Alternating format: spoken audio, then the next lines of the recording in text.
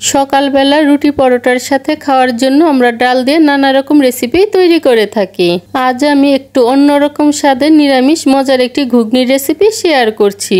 তাহলে চলুন রেসিপিটি দেখে নেওয়া যাক। ঘুগনি তৈরি করার জন্য এখানে আমি 250 গ্রাম মটর 4 থেকে 5 ঘন্টা জলে ভিজিয়ে রেখেছিলাম। মটরটা যদি খুব ভালো করে ভিজে নয় তাহলে রান্না করতে কিন্তু তেমন একটা সময় লাগবে না। ঘুগনির জন্য প্রথমে আমি মশলাটা তৈরি করে নিচ্ছি। তার জন্য বাটিতে নিয়ে নিচ্ছি স্বাদমতো লবণ, হলুদের গুঁড়ো, ধনে গুঁড়ো, জিরে গুঁড়ো, মরিচের গুঁড়ো, আধা চা চামচ আদা বাটা আর পরিমাণ মতো জল দিয়ে মশলাটাকে ভালো করে মিশিয়ে এভাবে 10 মিনিটের জন্য রেখে দিব। আর এখানে আমি যে গুঁড়ো মশলাগুলো ব্যবহার করেছি সবগুলো কিন্তু আধা চা চামচ করে দিয়েছি। রান্নার জন্য প্রেসার কুকার বসিয়ে দিয়েছি আর প্রথমে আমি মটরগুলোকে সিদ্ধ করে নিব।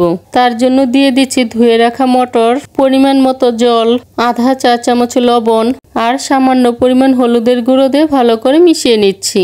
তারপর কিউব করে কেটে রাখা মাঝারি সাইজের 2টি আলু ভালো করে মিশিয়ে ঢাকনা দিয়ে ঢেকে রাখবো আর 3টা সিটির জন্য অপেক্ষা করব। 3টা সিটি দেওয়া হয়ে গিয়েছে। এখন চুলাটাকে বন্ধ করে দিব আর এইভাবেই রেখে দিব যতক্ষণ না পর্যন্ত রুম টেম্পারেচারে আসে। 20 মিনিট এভাবেই রেখে দেওয়ার পর এবার ঢাকনাটাকে খুলে নিচ্ছি আর মটর এবং আলুগুলো খুব ভালো মতো সিদ্ধ হয়ে গিয়েছে। এখন ডালের জন্য একটি ফোড়ন তৈরি করে নিব।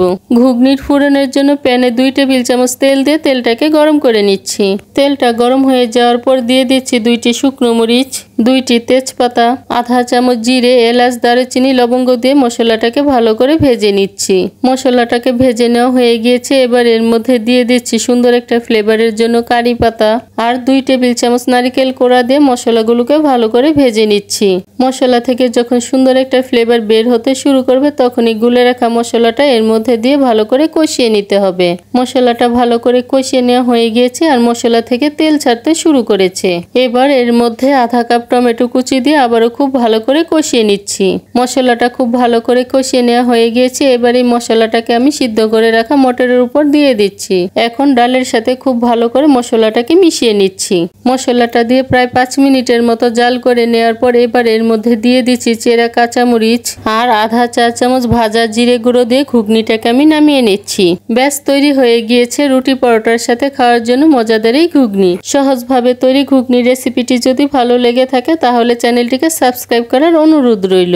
আজকের মতো এখানেই বিদায় নিচ্ছি। দেখা হচ্ছে পরবর্তী নতুন কোনো রেসিপিতে।